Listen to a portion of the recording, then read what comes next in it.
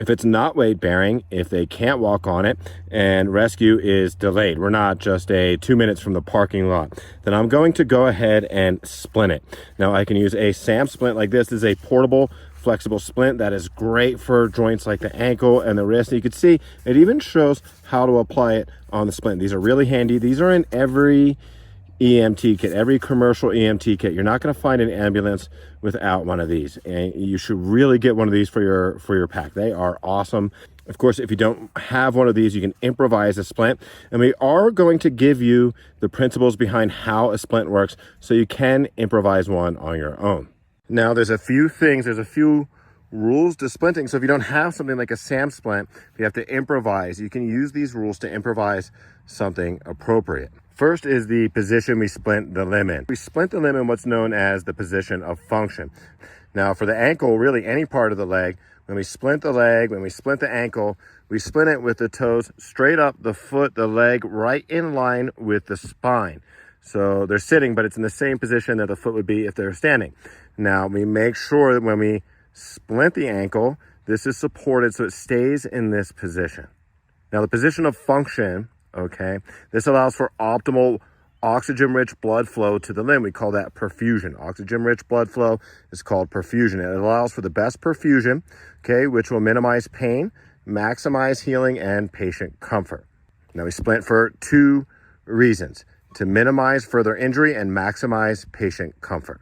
Now another rule is to check the pulse on the limb below the site of the injury. Distal, that means farther away from, okay, below the site of the injury for a pulse, okay? A pulseless fracture is a medical emergency. If the limb is not getting blood, that means the tissue can die, and we don't want to have to get an amputation, okay? Now, the best place to check for a pulse on the foot is the dorsalis pedis pulse. Now, a lot of times it can be visualized. You pull the sock down, you can actually see the artery beating. When we get a pulse, we're actually feeling an artery. It's the heartbeat, right? So that bump, bump, bump, bump. So sometimes you'll see us have them relax the foot. And if you can't see it, we're going to use these two fingers here, not our thumb. And we're going to reach across just below the joint here where the ankle is on the top of the foot. So this artery goes kind of between the big toe and the second toe here. So just past the ankle joint, we're going to go ahead and put those two fingers on and take your time. Slow is smooth, smooth is fast. Take your time, feel the pulse, okay? Any pulse you feel before you splint, you should feel after you splint. You check the pulse before and after you splint. That way we know we didn't apply a splint and restrict blood flow to the limb in error. So again, we splint in the position of function. We check the pulse site below the break to make sure the limb is not pulseless, in which case we get extrication, we get rescue right away. Get them out right away, okay? We can still splint, but we want rescue. And any pulse that is there before we splint should be there after we splint. Now these SAM splints are great. They're very flexible, and we're gonna shape this to the shape of the limb. The thing is though, if this is the injured ankle, I don't wanna be pushing this on here and bending it all around like that, right? So what I'll do is I will shape this to the other foot. The other foot is gonna be almost identical in size and shape. So I'll form this to the non-injured side, and this is how we form it. We just place it against the limb here in the position that we want, and we will bend this carefully along the limb until it's fully conforming to the joint. Now, generally, you don't really have to pad a SAM splint, but if we are improvising, we're using anything hard or firm, not soft like this, we want to put padding in between the splinting material and the limb. And indeed, in wilderness first aid, okay, with extended rescue times, just for, well, a better splint. It'll conform better, it'll give more even pressure, and also more patient comfort, okay? More patient comfort, better patient outcomes. You can add some padding to this. And when I say padding, something like a beanie, gloves, a t-shirt, anything like that.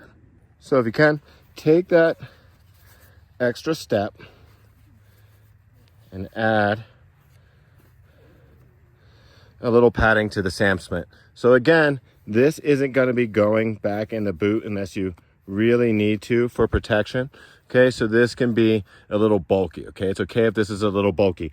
Take your time, move slow, get patient feedback. If you need them, say, hey, hold the top of this while I do this or whatever. go ahead there. That's good, that's acceptable, and that's fine. Make sure your padding is evenly distributed throughout the splint. Okay, now we have this all shaped and conformed, and we refer to this as an ankle stirrup. So I'll ask my patient, hey Sheila, hold that there, hold that on there while I wrap you down, I get you all set. And now, just like before, slowly, carefully wrap the SAM Splint on.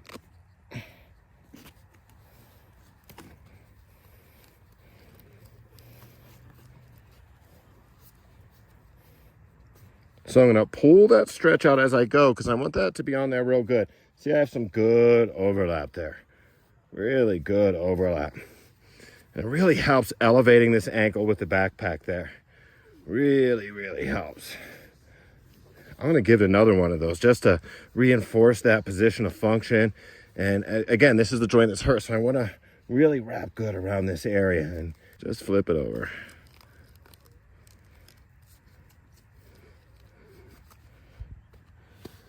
There we go. After we splint, we check circulation, sensation, and movement. Again, have them tell you what toe you're touching.